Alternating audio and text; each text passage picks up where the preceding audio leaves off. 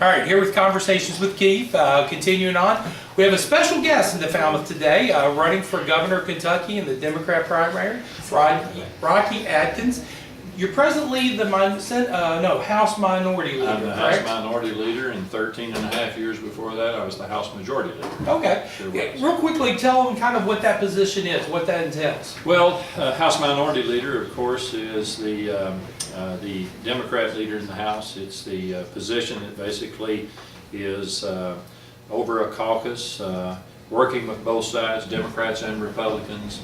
You're in a leadership position to try to bring about compromise, to hopefully be able to get people together on issues, but you also got to be that loyal opposition from time to time. When you believe bad policies are coming to the floor, like charter schools, the attempt to privatize public education, or this governor's attempt to privatize public pensions for school teachers and public employees, or the attempt of a waiver to take 100,000 people off the health care rolls. You got to stand up strong, toe to toe, and debate those issues, and that's what I've done for the last 3.5 years there. Before that, being the majority leader, it's kind of like being the point guard. Yeah. The position I played at Morehead State University when I played there, kind of making sure you're the coach on the floor, that you're controlling the tempo of the game, that you're trying to make everybody else better, and when you do that, it makes yourself better, and that's kind of my philosophy of governing. I think you got to be a point guard that is looking at communities and people across Kentucky, how we bring people together instead of tear them apart. So when you're a leader, you stand up and lead, and I really think that's what gives me the opportunity to be a governor ready to hit the ground running on the first day. I bring experience, I bring proven leadership. I've written several state budgets, being in the legislature, being in leadership positions as well, holding budget subcommittee chairmanships, being on the budget committee, writing the budget for transportation. The reason I mention that is that I have, I think, the seasoned experience that it takes day one to be ready to be governor. And I think more than ever, Kentucky needs that strong leadership. Somebody ready to bring the experience they've got to make state government work again for communities all across Kentucky, just like here in Falmouth, Kentucky. You need strong leadership. You need somebody that understands rural Kentucky. I'm from rural Kentucky. I understand it. And our folks deserve to have hope and opportunity just like they do any place else, and I understand the issues of rural Kentucky, and we need an administration in the governor's office that focuses on infrastructure, how we create economic opportunity, and how we keep our folks at home instead of moving away and depopulating rural areas of Kentucky. And I'm in it to keep the urban areas, the economic engines of this state running strong, but when all parts of Kentucky do well, we all do well. That's why I'm in this race. Okay. Let me ask you, of course, the primary, I think, is May 21st. 3 weeks from tomorrow, May Okay. 21st. This is the Democrat primary. Yes, So there's kind of two things that candidates have to do. One, you have to motivate people to go Right. vote. And then when they get in there and they're ready to press a vote, there's three choices. That's right. What is it about you should motivate them to go to the polls and press that button for you instead of the other two candidates? Well, I think one reason I have a proven record. I've been there and done it. I've been tested and tried. I bring the experience, I bring the leadership that it takes to be governor. To understand Kentucky, I know Kentucky very well. I know it from the urban areas of this state to the rural areas of this state. I understand local governments and how important it is to work with them, and how important it is to come to a community just like this and say, what can we do to help you, to lift you up? Having that experience in those relationships to know how to do that. Understanding how you got to make state government work for communities all across Kentucky. But I bring the experience to be able, I think, to provide the leadership and the knowledge that it takes to bring people together and compromise, to actually be able to get things done, to have a tone out of the governor's office that people across Kentucky understand, I have confidence in this governor because he knows Kentucky, he loves Kentucky, and I know I'm going to be able to stay in the classroom and teach instead of having to come to Frankfort, Kentucky and protest. I'm the only person on this ballot that will be there in May or November that has relationships in both the House and in the Senate, that has the relationships with Democrats and Republicans, and have the kind of relationships to bring those two factions together in bipartisan ways to get results for the people of Kentucky. I'm not in this race for Democrats or Republicans. I'm in it for people over politics. And I have the knowledge and the experience from serving in the Kentucky House the way I have to bring that knowledge of being governor to make that process work to build a better Kentucky. And I think you touched upon a a level of frustration that voters have both for Frankfurt and DC is the lack of compromise. That's right. You get voted in and it's a party issue and there's no compromise to come together in leadership. And that's where you're saying with your years of experience, you Yes. have that to bring that together. I have that like nobody else in this race, Democrat or Republican, to be very honest. My first year as governor will be with 2 supermajorities of Republicans serving in the House and the Senate. You know, I've been there. I have the relationships. I know the individuals that serve there. I know who to work with and how to work with those individuals of leadership and that membership. The relationship of being majority leader and being able to talk to Republicans when I was majority leader and building that trust level and that trust factor you've got to have. The Democrats that are there knowing that I'm a person that has brought about results and understand the process of how the legislative process works and how that's implemented throughout state government. People are tired of partisan bickering. The people of Kentucky, regardless of where you live, they want and they deserve results. That's why I'm in this race. I want to bring my knowledge to be governor, to hit the ground running on the first day. I want to bring that knowledge to be a good governor, to assemble a cabinet of expertise, people that would serve in my executive cabinet, who would focus on areas of this state to give me the knowledge, to give me the information that I'm going to need to be a good governor.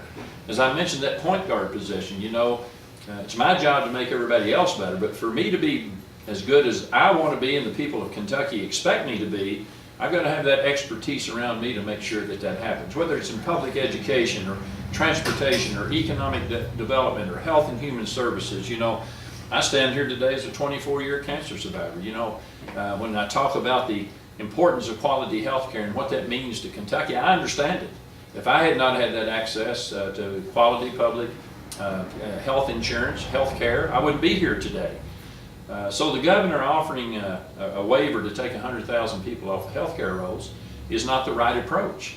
Matter of fact, that's people working 2 jobs a day for the first time that's been able to take their self or their family to the doctor or to the hospital for proper health care. But it's also important for the healthcare industry that we have a healthy healthcare industry, because every community across Kentucky, rural or urban, hundreds of jobs depend upon one of the greatest economic drivers in our state, and that's the healthcare industry. If you go to rural Kentucky, the hospitals employ 1,000 to 1,500 people. Pikeville, Kentucky, 3,000 work at their hospital. Urban areas, communities like this, we depend upon the healthcare industry, from doctors to nurses to secretaries that work there and make a living. I will tell you this, without a world-class public education system, and without a healthy healthcare industry, it will be hard for us to keep the jobs and businesses that we have, but also recruit the jobs and businesses of tomorrow to come to Kentucky, to be here, to build here. Initiative I will have when I become governor is you got to be able to communicate if you want to compete in this global economy. Absolutely. And we've got to invest, and we have to have a world-class broadband system from rural areas of this state to urban areas of this state. I don't care if you live in the head of a holler. When a child lifts that laptop and can't get a Wi-Fi signal to do their homework, that's a disservice to the people of Kentucky. If we have a small business or industry that wants to come to Kentucky and we say, well, we can't offer that high-speed quality internet that you need to do your business, then we're not going to be able to compete in an economy that is global and in an economy that we already have in Kentucky that's our #1 export industry. And that's not tobacco, coal, cars, or bourbon. That's the aerospace industry. The aerospace industry, we rank 2nd in America in the parts made here to build airplanes and rockets around the world. Most people would not know that. They don't know that. And an industry that's going to need 350 to 500,000 employees in the next 15 years. Kentucky sets position to take advantage of that. Why? Because it's our #1 export industry now, $12.5 billion, and we're educating that workforce here as we stand here. Space Science Center at Morehead State University, the Aviation School at Eastern Kentucky University, Speed Engineering School at Louisville, working on all these lighter materials. So Kentucky sits here, and all of this is made out of a product called aluminum. You know who the #1 producer of aluminum in America is? Kentucky. Really? So we sit here with an opportunity to really bring and diversify a new economy to Kentucky. We rank third in the amount of automobiles produced each year here in Kentucky. We rank third in America. All of that needs aluminum. It's here in Kentucky. We have the access with roads and bridges and with airports and the type of infrastructure you got to have to handle this industry. You know, I look at it as a real vision of mine of leadership to bring that 21st century economy here for us, because it's already here, but to be able not only to come to employ these children, young men and women coming out of high school and out of college and out of our community college system, but I see it as an opportunity to retrain and highly educate a workforce that's been laid off. The coal industry, which has lost tens of thousands of jobs. Railroad industry, because of the coal industry downturn in that economy. Laid off steel workers, people off assembly lines in the far western Kentucky river towns to the coal fields of eastern Kentucky, and here in communities like this. That's my vision, that's why I'm in it. I'm not in this race for Rocky Adkins, I'm not. I'm not the show horse in this race, I'm the workhorse. I'm not the Monday morning quarterback. I've been in the trenches for a long, long time trying to make things better for the people of Kentucky. I'm in this race for the people of Kentucky, and I believe we're going to win this race because of the on the ground, in the trenches of support that we have all across Kentucky and all 120 counties. You know, when you talk about point guard, being a former varsity girls basketball coach, Yes, sir. I get that, because Tammy Bowen and Jenna Kelshohair, 2 shutouts, they made me look a lot smarter than I was. So I understand that analogy. I got a couple questions for you. One of them's local. Yes. Is one of the new things out and about that they've been studying is this new Northern Kentucky outer loop that would go on the outside of 275. Couple plans brings it through Pendleton County. As you probably know from driving up here today, it's not a good way to get to Pendleton County from here to the interstate and get the commerce going. So what's your thoughts, what's your stance on this outer loop proposal that not only for Pendleton County, but possibly for Bracken, for Owen and Carroll, can open up our communities to job, commerce, industry? Yes. Well, I can tell you for 6 years of my legislative career, I wrote the transportation budget. A $2.7 billion budget each year, separate from the general fund budget. So I understand the importance of infrastructure, the importance of access into communities to, help traffic flow in and out, but also be attractive to where industry could locate and business could locate, to bring that access you've never had before. A valuable tool, something that every community is looking for, is that quality of access that will give your local community the ability to sit around the corporate table, because you have the properties around it and you have the ability with your infrastructure, water and sewer, to handle that kind of business and industry that come here and help you grow, keep your people at home and develop jobs and create the type of opportunities that you and I want to see all communities have, especially in rural Kentucky that need it the most. So if there's anybody that understands the transportation budget on this ballot, there's nobody who understands it better than me, because I wrote the budget for 6 years in that area. And I just believe that if a project is being developed, that first of all, you put the kind of people in the transportation cabinet that get it, a secretary that knows how to develop a plan that can bring it to the legislature to help us get it passed. But I can tell you, developing that kind of infrastructure for communities like this is crucial if you want to build the kind of economy for the future that you want to see your community grow, do well, create the kind of jobs that your people are going to need and deserve, and make sure that this community maintains its identity in a manner that you want it to for future generations to come. Well, if you look at 30, 40 years ago, whenever 275 went in, That's right. Those areas in Campbell, Boone, and Kenton were rural areas like us. That's right. And now they're some of the biggest population areas growing in this area. So it's almost like it's our turn now to get that next bypass for Owen, Carroll, Pendleton, Bracken. And 30, 40 years ago, we're the fastest growing counties in the state, just like they are up north. And you will be. Once you are in a location like you are close to the river here, once you're in a location to where it's populated just on the outside of where you are, but you still don't have the access through good roads for people to be able to get here. There's no question, when you build that kind of infrastructure of roads and bridges, that quality of highway coming through your region, your area, there's no question in my mind that you will see economic growth. You'll see population growth, and you'll see your area and your region and your community revived again to the level that you want to see it. But without good infrastructure, you can't do that. Absolutely. Water, sewer, roads and bridges, it's critical, and there's no And question. internet, you mentioned it earlier, And internet, you gotta you can't have leave that out. high-speed internet, and you gotta have the ability, regional airports and all of those things. You gotta have the industrial parks, you gotta have that kind of vision within your community.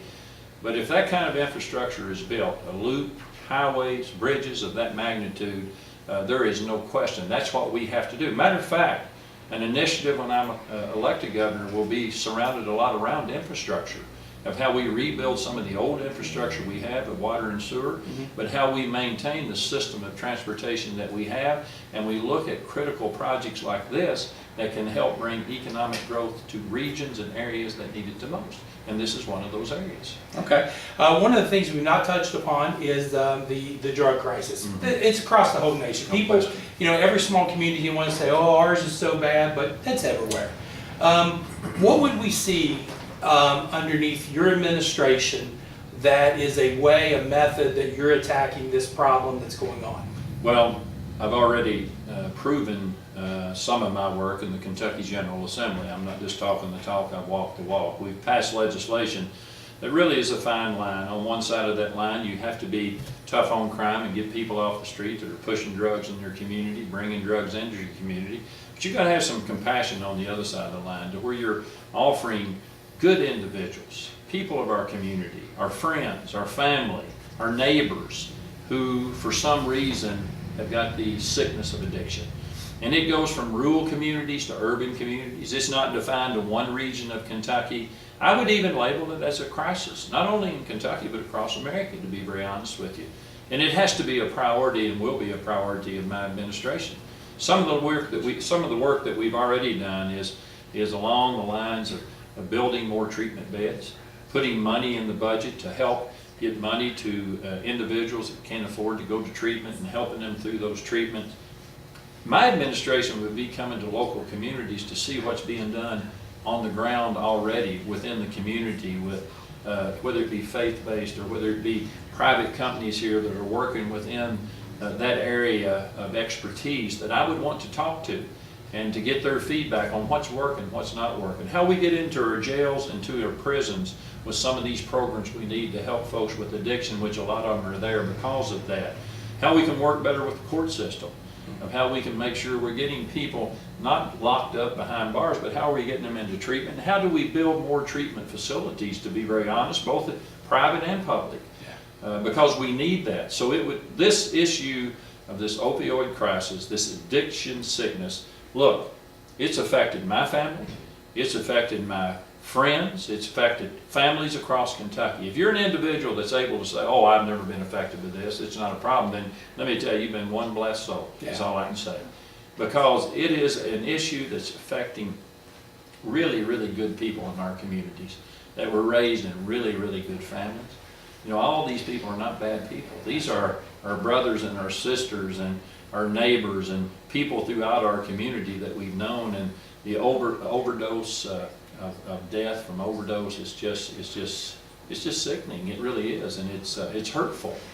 So when you look at it from the side of having compassion, it's so important that we have the kind of programs, help from the state level, that are helping local communities with their programs, and making sure we're working with our jails, our state prison system, to implement these programs while we have folks in those situations, to where we can actually get the treatment, long-term treatment.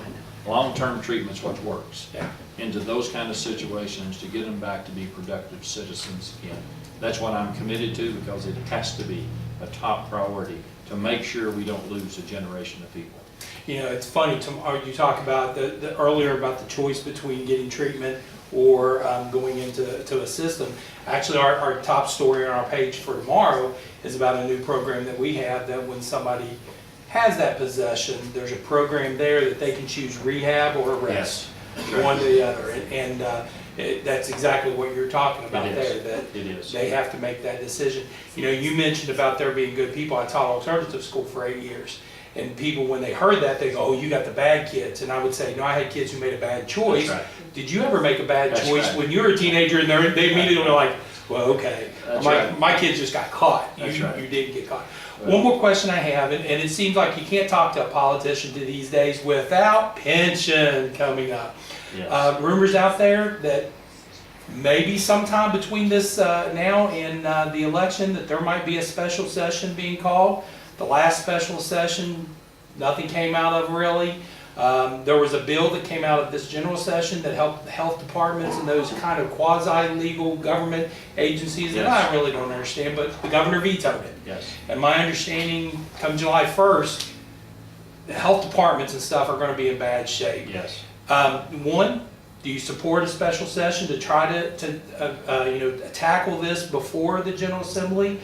What would you hope would happen before you get called into special? Just that kind of whole issue that's Well, looming out what there. I would give this governor or any governor the advice from my experience of being there in the General Assembly is that this governor must have an agreement, bipartisan, before we ever get to Frankfurt. Gotcha. We don't need to come to Frankfurt without an agreement in a special session and be there the way we were the last time and adjourn and go home, because we didn't need to be there then. He called a special session at 4 o'clock on an afternoon to be there at 8 o'clock that night. He don't need to call a special session unless he has bipartisan support and he has stakeholders buying in to what he's trying to do. All we need to do in this special session is we need to go in and freeze the contribution rates of those quasi-governments, local school districts, and universities. What the governor did 2 years ago through the retirement boards was lowered the assumed rate of return that those pensions would gain. He lowered that 7.5% to 5.25%. And when he did that, it raised the percentage of the contribution rate that those entities would have to pay, health departments and all. It raised it from 49% to 84%. Doubled It's going to break. Well, it doubled their contribution rate, and that didn't need to happen. In my opinion, that was done to create a crisis. A crisis to try to get his way on being able to privatize public pensions, which is wrong. When we go into session, the only thing that needs to be in a bill is to freeze that rate at 49%, go in and pass that, and bring the relief that our quasis like health departments need, local school districts, universities, and local governments. That's all that needs to be done now, and any modifications that need to be done in the next session of next year needs to be done again with stakeholders at the table, bipartisan support of Democrats and Republicans. No more of this going in a side room, stripping a bill with 291 pages on pension reform that impacts the lives of hundreds of thousands of people. Where I come from, Keith, and where you do, promise made's promise kept, and we got to live up to that. So any special session, there needs to be a bipartisan agreement, stakeholders bought in, but the only thing that needs to be addressed right now is that one issue: freeze that contribution rate at 49%, get into Frankfurt, and get out before July the 1st. Is that what you all passed and he vetoed? Or No, what he done, that's what we passed out of the House. Okay. They took it to the Senate and they added in some of the actual individuals already in the retirement system. He added in current employees that done some changes within the pension systems themselves. So when you give the quasis the opportunity to opt in or opt out, and you start messing with folks that's already paid in, and they included that in the Senate bill, there's no actuarial analysis that showed us the impact of how that would impact those individuals that have already paid into the system. Matter of fact, there's a thing called the inviolable contract. This part of the bill that the Senate put in broke that inviolable contract for those employees, in my opinion, and it must have for the governor because he vetoed it. So the only thing that needs to be done, leave that out, let the Pension Oversight Board look at that over the interim, see what we can come together in a compromising way. Let's get away from thousands of people having to march on Frankfurt because they're concerned about their pension, they're concerned about their profession, they're concerned about the quality of public education in the future. Let's bring people together instead of dividing people. That's what I want to do. Instead of tearing people apart, instead of dividing people, let's lift people up, let's unite people, and let's move forward to build a better Kentucky. Okay. Every time I've done one of these with all of our local politicians, the last question I always ask is to give you an opportunity to speak right to the viewers and say, when they get ready, why should they press that button for you or bubble in, whatever the method they're voting on. Well, folks, I'm Rocky Adkins, and I was raised in a rural community just like here on a small cattle farm, and hung the bottom rail of a tobacco barn and plowed behind that mule. I've served for many years in the Kentucky House of Representatives, and I think I bring the knowledge, the experience, and the proven leadership to be a good governor on day one. You know, being raised where I've been raised and understanding how state government works and how you expect it to work for the people in this community and across Kentucky. You expect us to get results. I'm the one candidate on this ballot that brings the knowledge of how to work within the House and the Senate with Democrats and Republicans to bring those two together for compromise to get these results that I want to see Kentucky have and you want to see Kentucky have to build a better Kentucky. I'd just like to say I'm Rocky Adkins, and I'm in this race to win it, and I want to let you know that when I get to be your governor, I want to let you know one thing. I'll work hard for you. I'll bring dignity and respect back to the governor's office. As a former school teacher, my dad of 50 years, we understand the importance of public education. We understand the importance of working families. We understand the importance of quality health care. I'll work hard for you. I'll make you proud, and we'll work to build a better Kentucky. I'm Rocky Adkins. I ask for your support, and I ask for your vote. Well, thank you very much for several things, for coming to Falmouth. Yes, sir. And you know, giving us the idea that you in your view, Yes, we're sir. important. You are. So spending some time with us. Thank you for coming by, stopping by Thank our you. office, talking to us. We'll put this up on our Yes, website and make sure and promote it. And hopefully many people can get out there and listen to it. And you get the nomination, please come back. We We'd love will. to have a chance to sit down and talk to you. And one thing I am going to ask you after we turn this off, I need a good Allison Sloan story that I can pick on her about. You got it. I got many. All right, good. Thank you. Tiara, you're good. Turn it off. Do I hit the same button? Yeah. Okay.